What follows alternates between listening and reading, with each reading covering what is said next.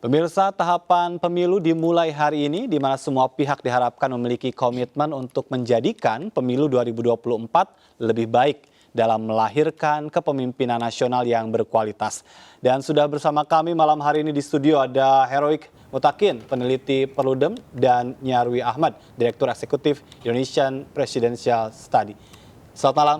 Selamat malam, Mas. Terima kasih sudah hadir. Ini dimulai juga ya. Kita tahu bahwa kemarin tuh KPU sempat beberapa kali ya tertunda pertemuan dengan DPR. Saya ingin ke Mas Heroik terlebih dahulu dari Perludem melihat ya, apakah dimulainya tahapan hari ini memang menunjukkan harapan masyarakat bahwa kita akan memulai pemilu ini dengan juga baik begitu. Iya, tentunya jika kita lihat ya sudah sejak lama, bahkan kita lihat dari beberapa survei yang dilakukan oleh pollster menunjukkan bahwa komitmen masyarakat untuk tetap menyelenggarakan pemilu reguler 5 tahunan itu sudah tercermin seperti itu. Dan memang hari ini menjadi satu puncaknya bagaimana kemudian KPU melakukan kick off untuk penyelenggaraan pemilu.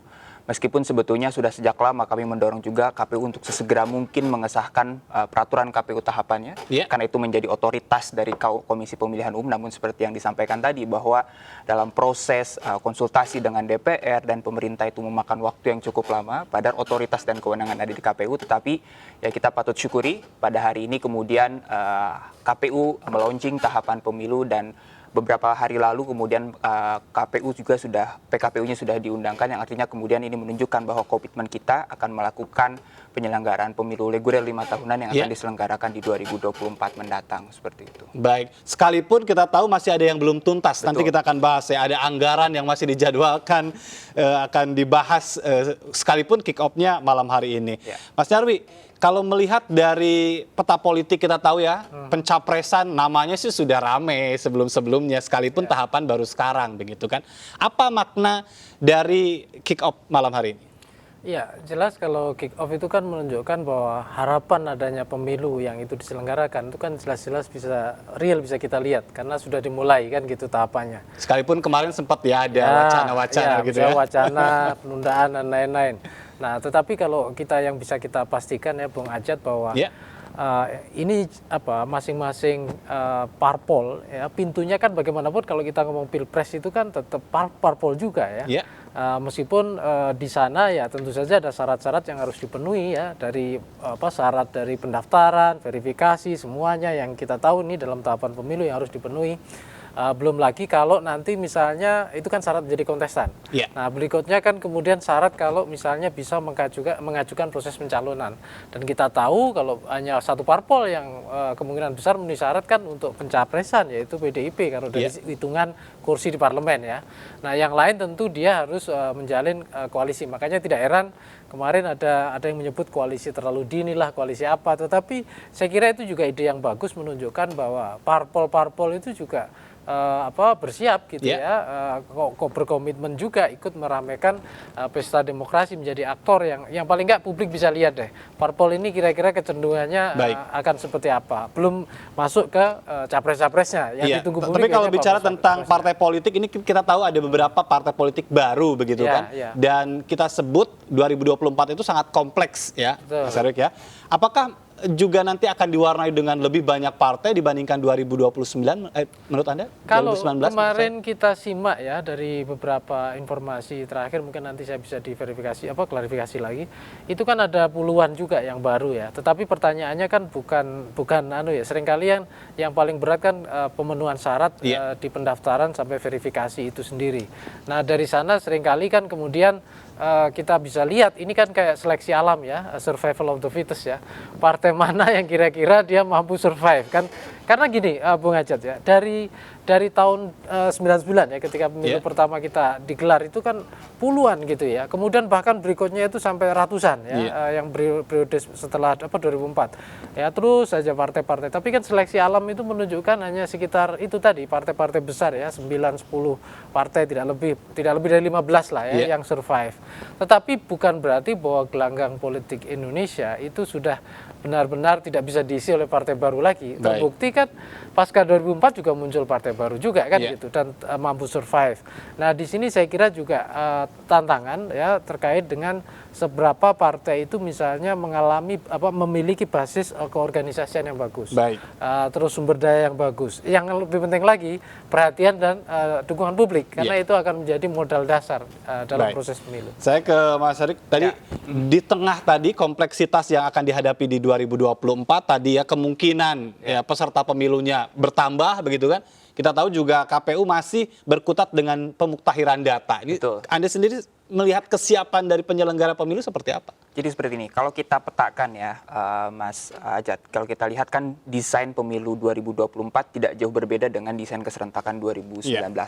Artinya pemilih akan tetap mendapatkan 5 surat suara, hanya saja di 2024 setelah kemudian tahapan pemilu nasional selesai, maka kita akan langsung masuk ke pilkada serentak yang akan diselenggarakan di akhir tahun tersebut. Nah, kalau kita lihat kesiapan KPU, tentunya bagaimana kemudian KPU memetakan ada, kalau di istilah di kami itu ada persoalan bawaan yang memang selalu berulang terjadi. Oke. Salah satunya soal pemutahiran daftar pemilih.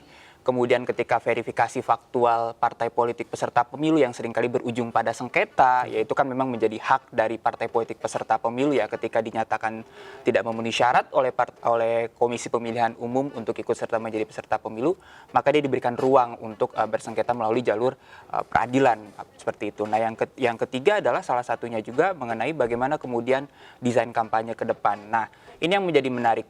Berbedaan dengan desain pemilu serentak 2019 yang lalu adalah kampanyenya ini kan dipersingkat 75 hari. 75 hari dibandingkan yang sebelumnya 120 hari. Betul. Kira-kira seperti itu. Nah, artinya kemudian ruang konstelasi kampanye bagi para peserta pemilu untuk menyampaikan visi, program itu jauh lebih sempit, dan di sisi lain sebetulnya demand dari para pemilih untuk mengetahui siapa calonnya, bagaimana program yang ditawarkan, itu pun menjadi waktu yang sempit. Nah, di sisi lain ada tantangan juga bagi penyelenggara pemilu kita yang selalu diungkapkan oleh teman-teman KPU seperti itu. Salah satunya adalah bagaimana mengelola logistik agar tepat waktu. Nah, ini kan menjadi satu persoalan bawaan juga yang sering berulang. Bagaimana logistik itu tidak tepat waktu distribusi ke daerahnya, ini menjadi satu persoalan bawaan. Nah, persoalan lain yang kemudian kita sebut adalah persoalan baru. Nah, ini yang perlu kita antisipasi khususnya bagi KPU ya, adanya himpitan tahapan dengan pilkada serentak 2024 mendatang. Kalau 2019 kan setelah pemilu serentak kemudian tidak ada pilkada, pilkada kemudian baru akan langsungkan di 2020 pada waktu itu. Nah, ini berbeda di 2024.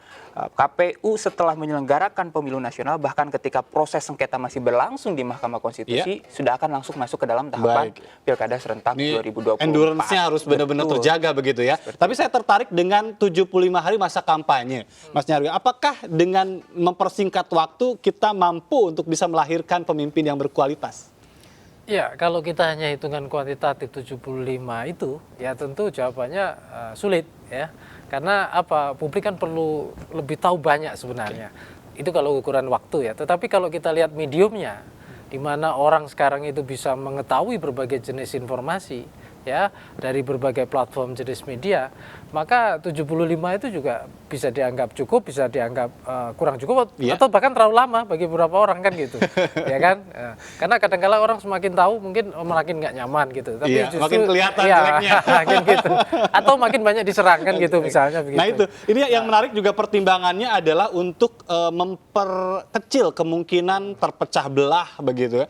Tapi apakah politik yang semacam itu memang akan hilang di 2024?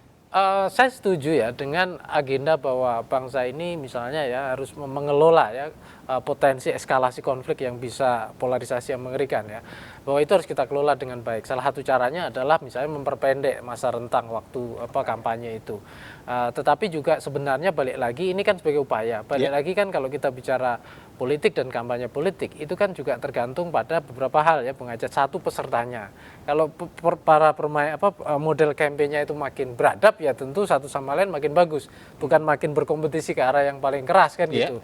Nah, terus yang kedua juga publik juga atau masyarakatnya. Kalau masyarakat itu kira-kira sadar bahwa ini walaupun kita berkampanye juga kalau perlu berdebat itu perdebatan yang mencerdaskan. Kalau kita ikut komen atau bertanya, pertanyaannya yang bagus, yang tentang apa visinya, programnya gitu. Tidak kemudian mengarah ke misalnya contoh kalau kita ingat memori 2019 kemarin misalnya kalau kita lihat kan banyak komentar-komentar misalnya karakter assassination, ya doxing dan seterusnya.